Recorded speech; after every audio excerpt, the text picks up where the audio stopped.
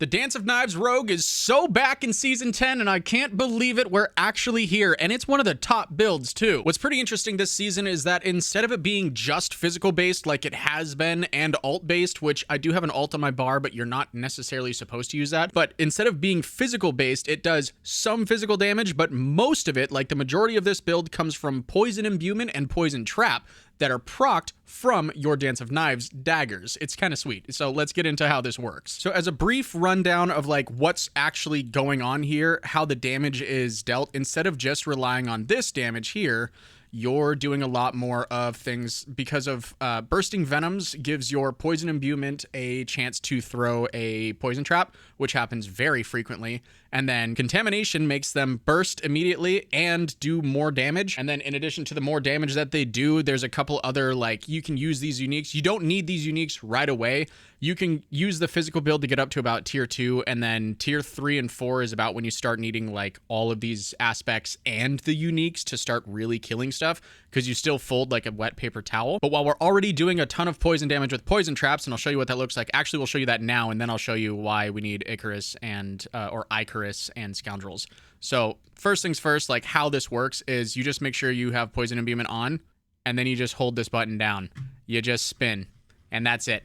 And now instead of doing like 10 to 20,000, we're doing like 50 to 100 million. So it's a massive jump in damage. A couple of those hits went up to 200 million. That's ridiculous. I have no good gear, just so you know. My whole inventory is full of greater affixes, and those are all like max life, and that's kind of it. So the reason we go for the uniques like Bands of Icarus Rose is because Poison Trap, however much damage it's supposed to do, it's dealt over, I think it's like 9 seconds for the normal skill. What Icarus does is it makes it all dealt. It enhances it like crazy, but it makes it all dealt within 3 seconds. On top of that, it bonuses your Poison Trap, which is where all of your damage comes from now, and then it gives it a chance for it to cast twice, like it really needed to be that much overkill, but whatever. So it is genuinely insane. The next most important thing would probably be Scoundrel's Leathers. You would know this from the Death Trap build, which is no longer the Kingpin or Queenpin in this case, but you would know this mostly from that build because it does a ton of trap damage. It gives you more damage to trapped enemies, and then you get damage reduction from enemies who are hit by traps. But more importantly, I think above most or all of those things is that it makes your Poison Trap a core skill, so now that benefits from all your plus to core skills.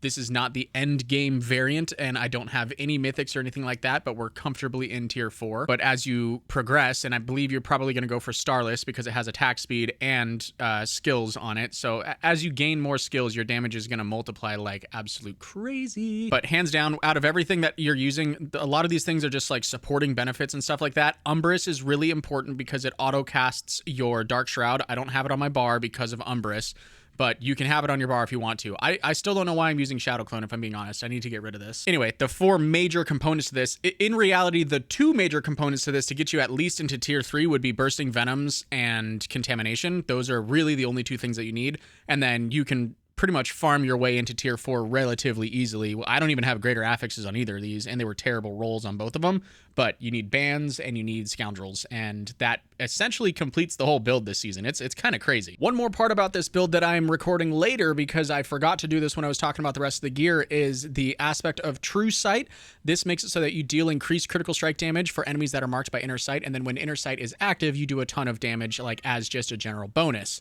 So that is why your main rogue specialization is Inner Sight. How does this all tie into like Chaos perks, for example? For this season specifically, the Chaos perks that we're using, you can use a Beast Cornered and Marred Guard. I was using those for a while because it's a very, very strong combination, but I found myself dying way too often, and I also didn't realize how strong Hit and Run really is. Because as a Dance of Knives rogue, you never want your charges to fade from you, right? Well, you get more charges by traveling distance, so you're constantly moving, which means Hit and Run was almost literally built for Dance of Knives. You can have, at 190 to 200% run speed, you can have Hit and Run at 3 stacks at about 95% uptime, but otherwise 2. Like, I'll do just a quick example here. While I'm running around, I'm waiting for, and there's 3. So now there's 3 stacks. It should only fall to 2 once in a while. It's not even falling to 2 right now. There it is. So yeah, I'd say like 95% of the time you've got 3 stacks of hit and run up, which is insane. The other chaos perks that are important, Enervated Strikes is actually huge because you no longer generate energy, but you don't use energy with this build at all, so it doesn't matter. But your core skills, refer our armor, where it makes our trap a core skill, does an insane amount of increased damage. Furthermore, on the core skills, Power Siphon increases it by another 100%, so you kind of get like the cadence. You see why this suddenly, out of nowhere, just became a viable build this season. It is genuinely crazy how much damage it does, and I truly still don't have good gear. I mean, I talked about this just a second ago. This is the only good GA that I have, I think, which is Dexterity, which is like okay, but everything else is max life, max life, max life, and max life. Like, I have max life rolls on everything, and then movement speed. But you get a ton of movement speed in this build regardless, but I would still kind of pay attention. Get into like the 180 to 200 range. Movement speed cap is 200%. But if you can sit in that range, you should be just fine. For the skill tree on this one, the skill tree is, I'm going to leave a link to the max roll one in the description down below.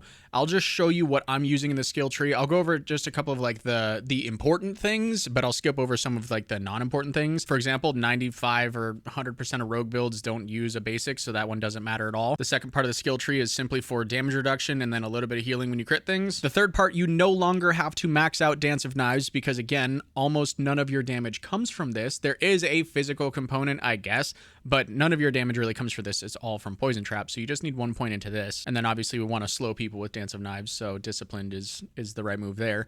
Caltrops is pretty regular for rogue builds. The reason that you go this one is because you can proc your cold damage, like Frigid Finesse and stuff like that. You can do that from Methodical Caltrops. Unstable Elixirs and Trick Attacks, I think, is on every single rogue build that's ever been made ever. I could be wrong. Weapon Mastery isn't used here. On the next part, you definitely do max out Dark Shroud because you need damage reduction. You need as much as you can possibly get, in my opinion. It's very important. Max out Poison Traps. My Poison Trap is only level 9, and it is doing as much damage as it is. That's fucking crazy. Concealment. So this is pretty important. Concealment is an interesting one, and I'm going to go over this in a little bit more depth in the how-to guide that I'm going to make for this. But when you're dancing around and you're doing your knives and stuff, you can hit Concealment like that. You don't actually go invisible, and you don't see the unbreakable chains that are above your head for unstoppable or whatever, but it instantly breaks any CCs. It just doesn't last the 4 seconds that it normally does, but it instantly breaks any CC that's on you. And you get CC'd a lot, and that is a detriment as Dance of Knives because you lose your charges if you're not going fast enough. So there's that. Make sure you pay attention to where that is on your bar. Speaking of on your bar, Poison Trap doesn't actually get casts. It's auto casts from the bursting venoms aspect, so it has to be on there in order to auto cast, as far as I'm aware. I haven't tested it without it, but yeah, so just make sure that that's on your bar too. Poison Imbuement is important because this is your delivery system for your poison traps. It's not the damage itself that it does, but it is the reason that you do that. Deadeye is going to give you damage to distant enemies, but yeah, again, your Poison Imbuement, that's your vehicle for how you spawn all your poison traps. That's how you do all your damage.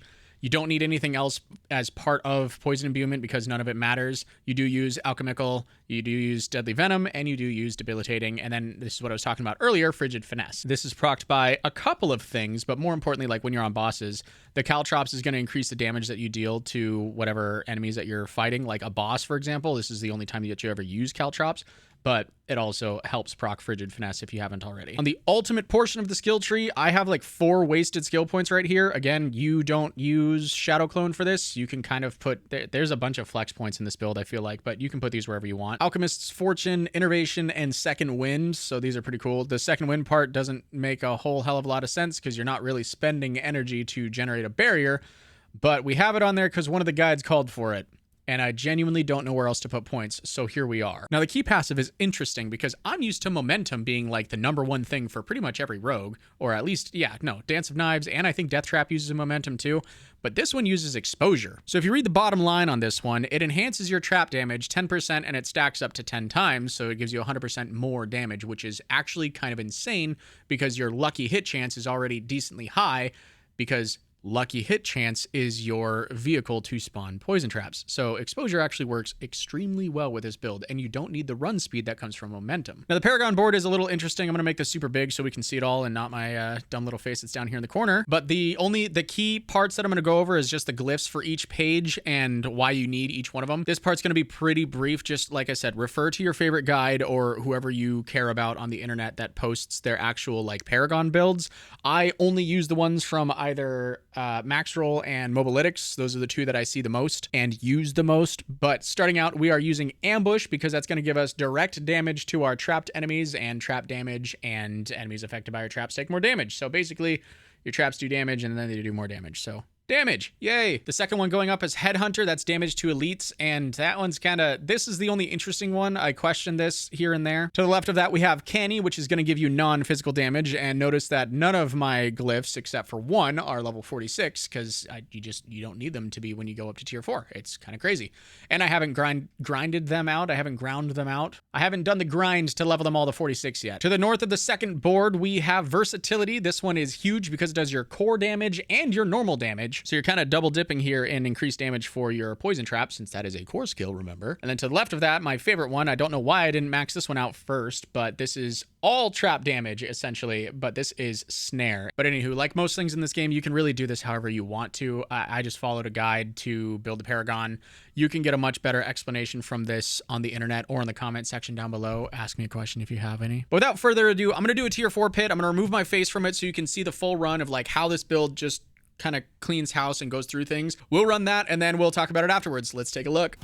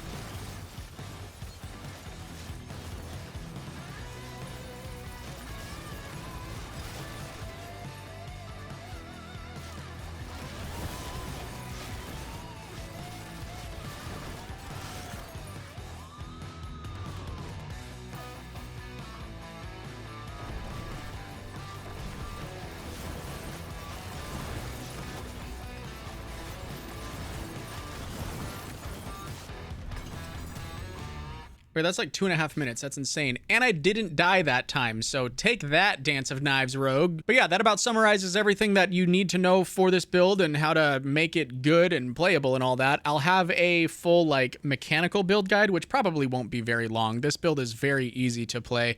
There's not a whole lot of mechanical understanding that you need, but I'll still make one for those that do. If you have anything that you want to add to this, please do me a favor and throw it in the comments section down below. And on your way down there, like this video because it's free and it really helps out the channel here. If for some reason Diablo 4 runs like ass on your computer, you could always go to metapcs.com and use code NOODLE while you're checking out. And you could also join my Discord and ask me a bunch of questions, like if you need a build recommendation for a PC, I can help you at metapcs.com. So let me know. All that aside, thank you so much for taking the time to watch this video, and if you're bored, YouTube is going to recommend this next one for you. Happy grinding, travelers, and I'll see you in Sanctuary.